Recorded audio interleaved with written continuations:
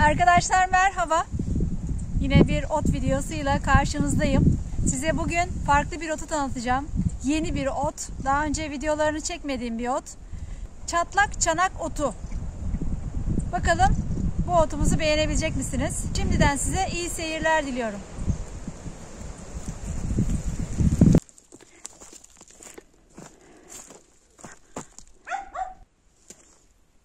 Çatlak çanak otu var.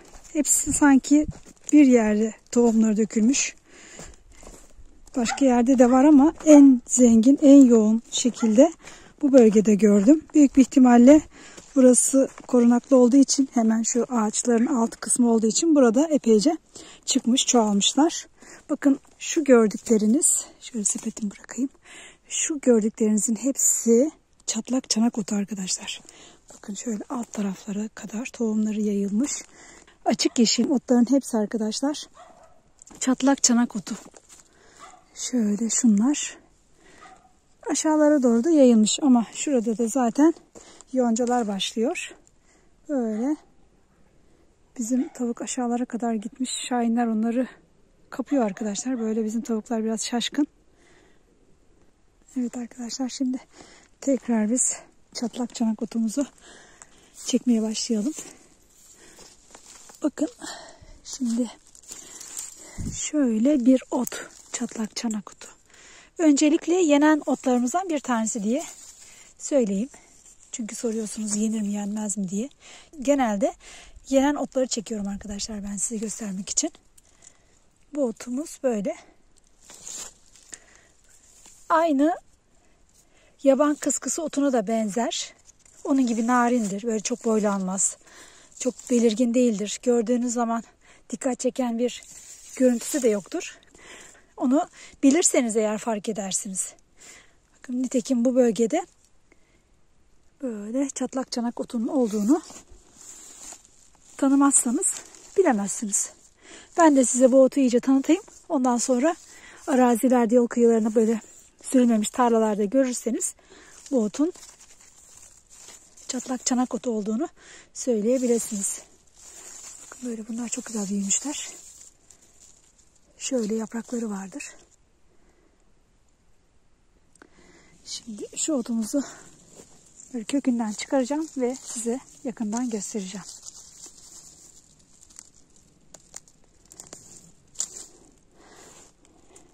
Bakın şu kök kısmını aynı yaban kıskısında olduğu gibi. Hindiba grubundan olan bu otlar birbirine çok benzer, çok karıştırılır. Bir uzman olmak gerekiyor. Ben uzman değilim ama bunun arasındaki farkı biliyorum. O nedenle size tanıtıyorum. Bunun benzeri pek çok ot var arkadaşlar bu arada. Hindiba grubundan.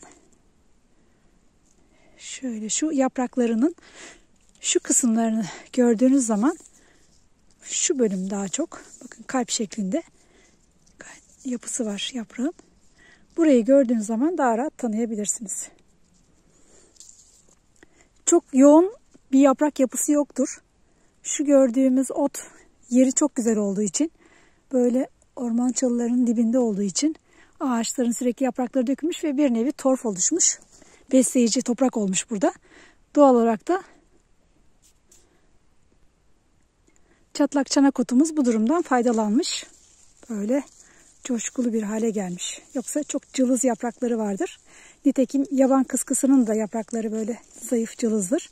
Bu otumuz da böyle. Dediğim gibi tanıyacağınız noktalardan bir tanesi şu yaprak şekline dikkat ederseniz böyle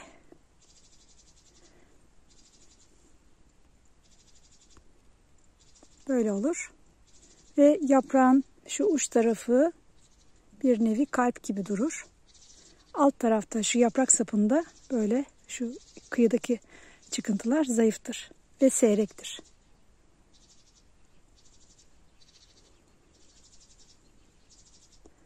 Aynı zamanda çatlak çanak otunun arkadaşlar başka bir ismi de var. Karga tırnağı ismiyle geçer. Nitekim bu otumuz büyüdükçe, çiçek açtıkça, tohuma kalktıkça ben size neden böyle dendiğini videolarımda göstereceğim. Yani her ota bir isim verilirken mutlaka bir anlamı var arkadaşlar.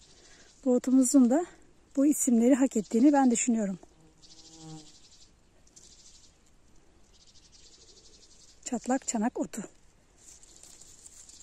Bakın kazık kök fakat derinlere kadar giden bir ot değil. Nitekim 40 santim kadar boylanabilir. Yatıktır genelde yaprakları.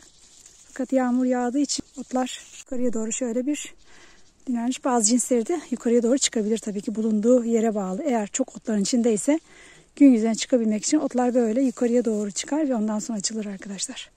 Nitekim sarı renkli çiçekleri vardır. Çiçekleri daha çok çıtlık otunun çiçeklerine benzer. Sarı güzel çiçekleri vardır. Hindiba grubundan olduğunu tekrar yineleyeyim arkadaşlar burada. Yenen otlarımızdan. Bunu daha çok nerelerde kullanabilirsiniz? Salatalarınızda kullanabilirsiniz. Çiğ olarak tüketebilirsiniz. Aynı zamanda çok güzel börek içlerine, börek harcı olarak ıspanak gibi kullanabilirsiniz.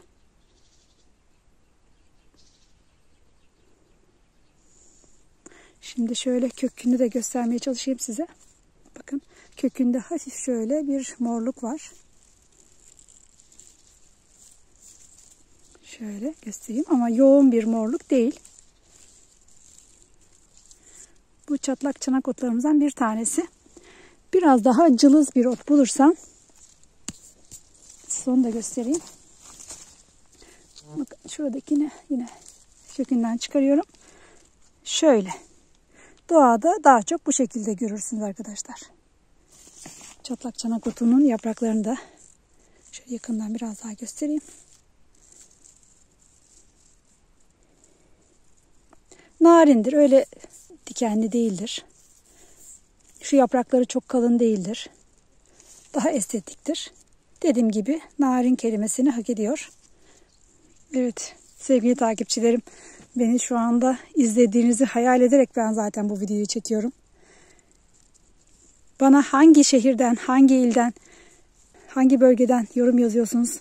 Yorumlar kısmından yazarsanız size o şekilde en azından hafızamda ezberliyorum. Nitekim Selma Yılmaz arkadaşım, takipçim Konya'dan beni takip ettiğini yazar. Aynı zamanda Şenay Türedi Balıkesir'den beni takip eder. Yine Fatma Emcan beni yine Balıkesir Bigadiş'ten takip eder. Bu şekilde mesela yine Şengül'ün ev hali var. O da beni İstanbul'dan takip eder. Samsun'un olduğunu biliyorum. Böyle arkadaşlar. Benim hobilerim beni Giresun'dan takip eder. Günaydın Günaydın kanalı yine beni Muğla Dalaman'dan takip eder. Böyle sayısız takipçilerim var. Şehirlerini söyledikleri zaman ben daha iyi öğreniyorum ve en azından benim oralarda bir dostum, arkadaşım, ne bileyim canciğer dostlarım orada var diye düşünüyorum. Mutlu oluyorum ve sizi şehirle bütünleştiriyorum. Tabii Sevengül Gürbüz de var. Onun da yeri ayrı. Onun sayesinde ben keçi memesi otunu tanıdım. O da Aydın Söke'den beni takip ediyor. Hepinize ismini sayamadığım tüm dostlarıma, takipçilerime selamlarımı, sevgilerimi gönderiyorum. Gerçekten çok güzel yorumlar yazıyorsunuz. Ben de bu yorumları hak edebilmek için size böyle istediğiniz şekilde video çekmeye gayret ediyorum.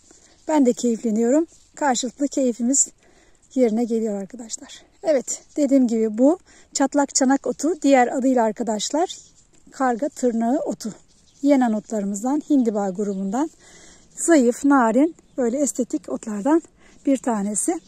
Şimdi diğer böyle grup halinde duran otları size göstererek bunların arazi için nasıl göründüklerini de anlatmaya çalışayım.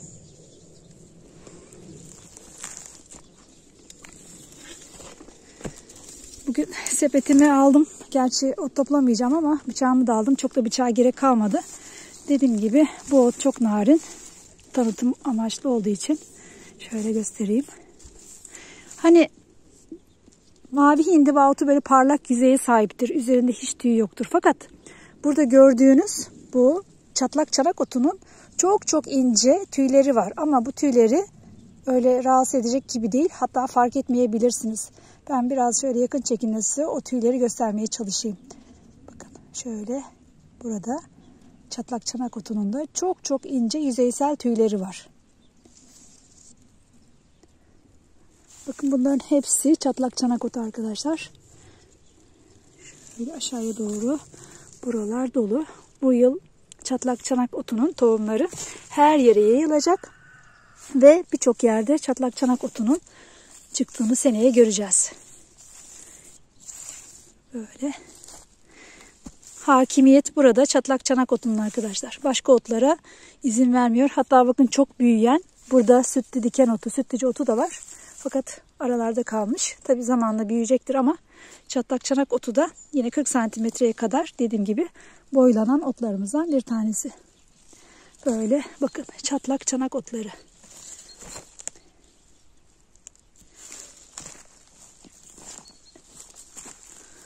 Evet bakın yine burada da var.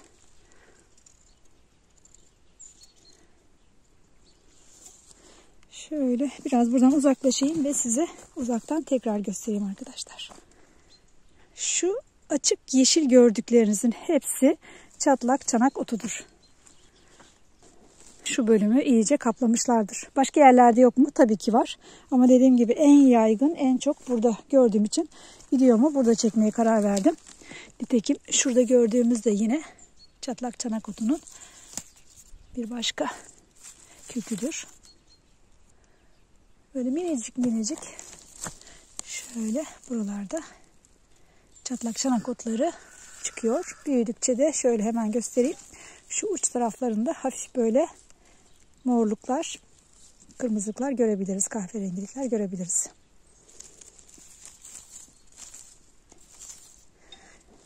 Yine burada bakın böyle ballı babayı görüyoruz. Arıların en çok sevdiği otlardan bir tanesi. Balları üzerinde ballı baba otu.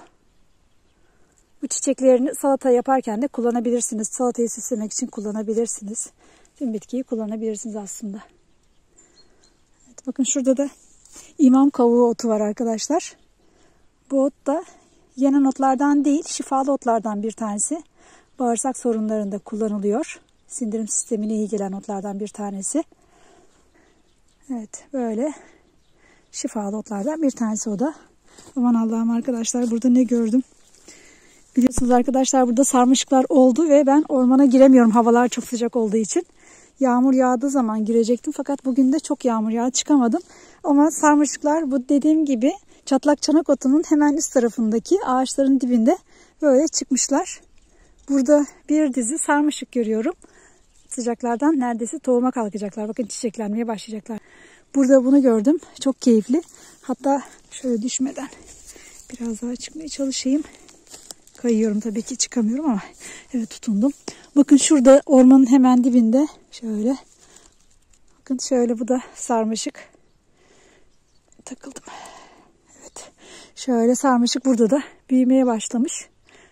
Bunda oh maşallah çok kocaman olmuşlar. Bakın çok güzeller.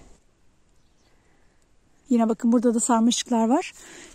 Şu yapraklar kalp şeklinde gördüğünüz zaman onlar sarmaşığın otlarıdır. Hatta yukarıya doğru bakın arkadaşlar, göstereceğim.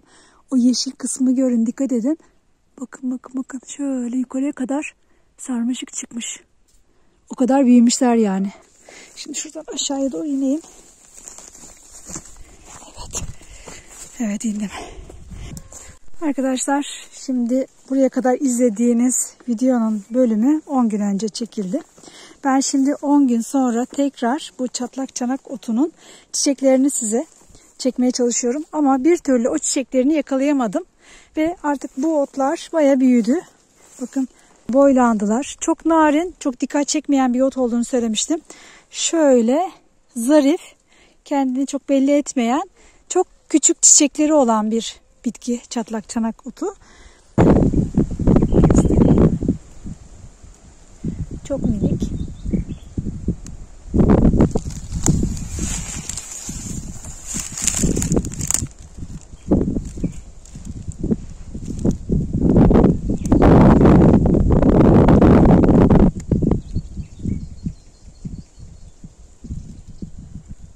Evet. Şu da tohum çanağı.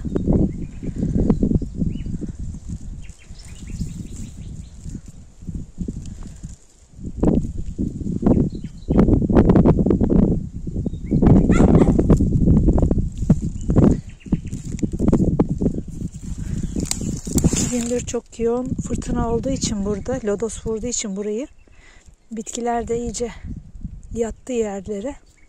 Ve yaprakları da bakın hep hasar gördü. Bütün bitkiler, ağaçlar zarar gördü.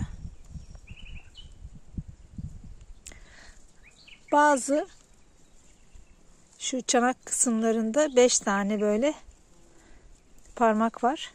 Bazılarında 6, bazılarında 8, bazılarında 9.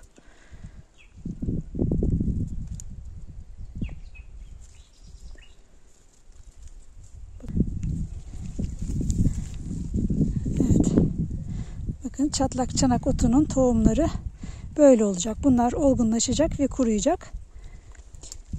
Şimdi şuradakilerin ne kadar büyümüş olduğunu görebiliyorsunuz.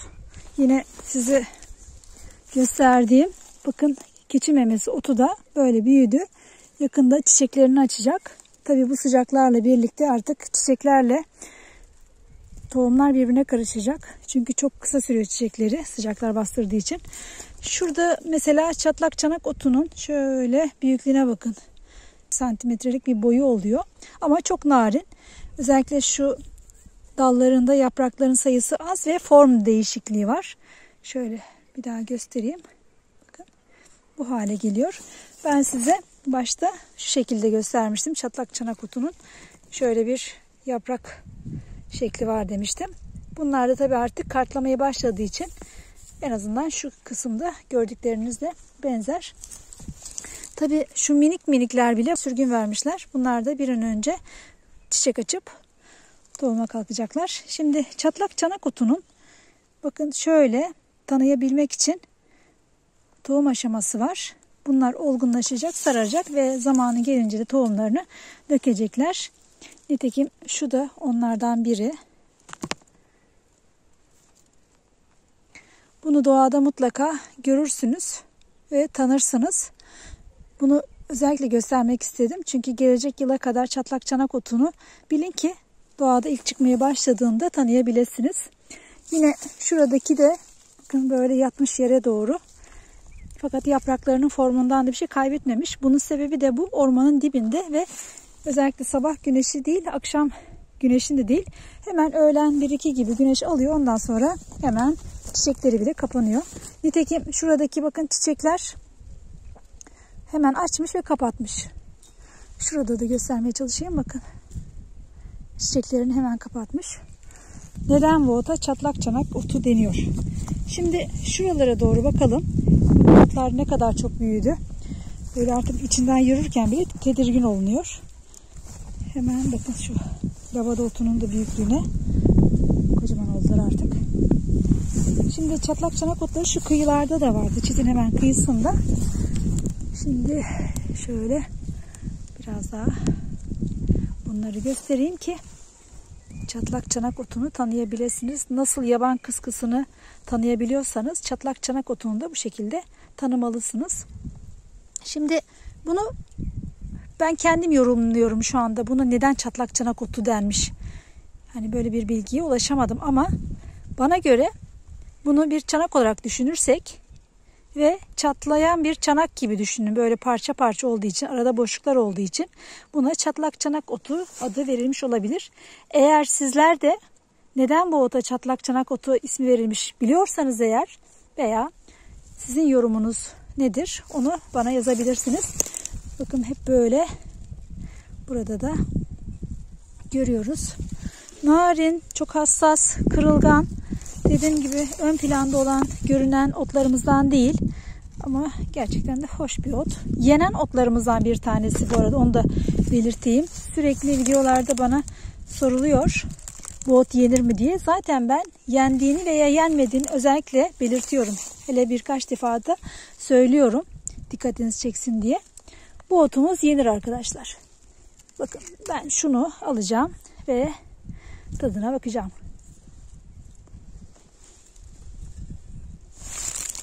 Tabii şimdi kartladığı için arkadaşlar bu.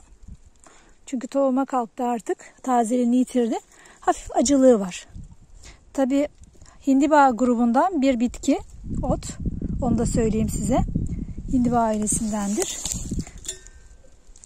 Ve Bakın burada da sütlü diken otunun şöyle büyüdüğünü size göstereyim.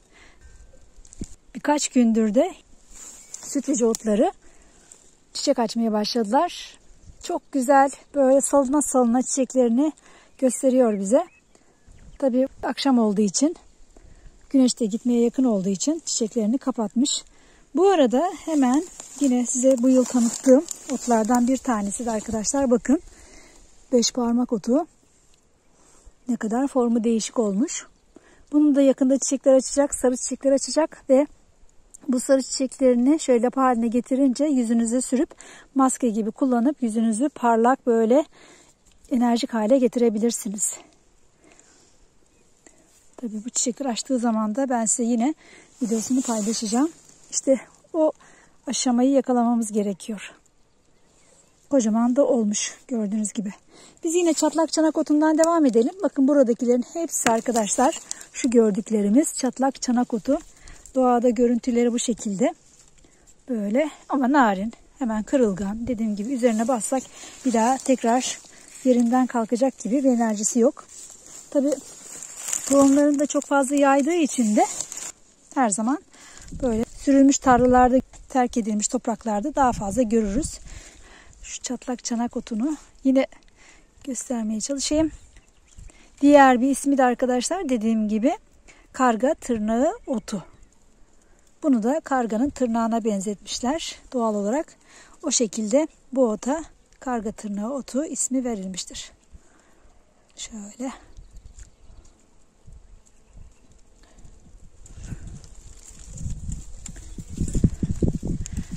Şöyle bir parça dal koparıp hatta kökten alayım. Evet, kökünü de aldık. Bunun bir taşın üzerine koyup veya toprağın üzerine koyup size göstermek istiyorum. Hatta önce de şöyle göstereyim. Bakın. Evet arkadaşlar, çatlak çanak otunun kök kısmı şu şekilde.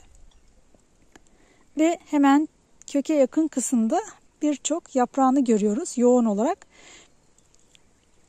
Gövdeden çıkan bir sürgün sayesinde uzuyor, uzuyor, uzuyor ve ondan sonra bir dal atıyor. Birkaç tane dal atarak öyle yaşamaya devam ediyor. Ve tabii ki o sürgünlerin ucunda da çiçekler açmaya başlıyor. O çiçekler açtıktan sonra da arkadaşlar bakın şöyle çatlak çanak otunun tohumları oluşacak. Yine tabii yazın denk gelirse ben size olgunlaşmış tohumlarını da yine gösteririm. Ama bu şekilde de sanırım iyi oldu. Rüzgara karşı nasıl salındığını sizler de görüyorsunuz. İşte bizim yenen otlarımız, güzel otlarımız bu şekilde dikkat bazen çekebiliyor. Yenen otlarımızı sizlere göstererek en azından doğaya çıktığınız zaman farkındalık yaratmış oluyoruz. Yaprak şeklini de hemen yine göstermeye çalışayım. Köke yakın olan, gövdeye yakın olan yapraklarıyla dallardaki yaprakları biraz daha farklı oluyor. Ve yapraklardan yoksun bir çatlak çanak bitkisini size gösteriyorum.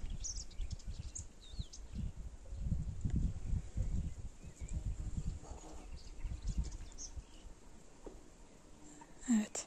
Şimdi gidelim şöyle ilerleyelim. Buradaki bakın ne kadar çok yonca da var. Her tarafı ot sardı. Ben de belli yerlerden böyle geçerek iz yaptım. Yürüme yeri yaptım. Yol şekline getirdim. Ama çok fazla buralar ot sardı diyebilirim.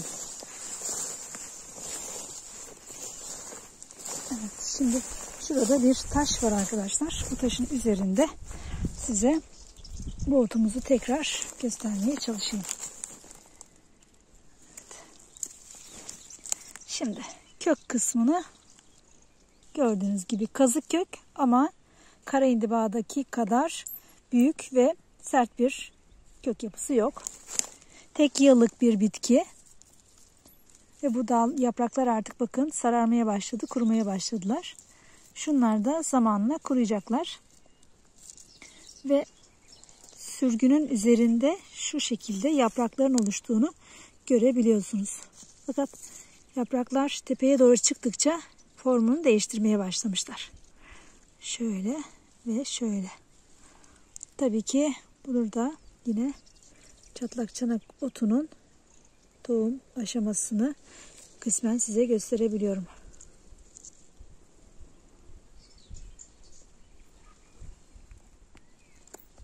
Evet. Çatlak çanak otumuz arkadaşlar bu. Evet arkadaşlar. Başka bir videoda görüşmek üzere. Hoşça kalın.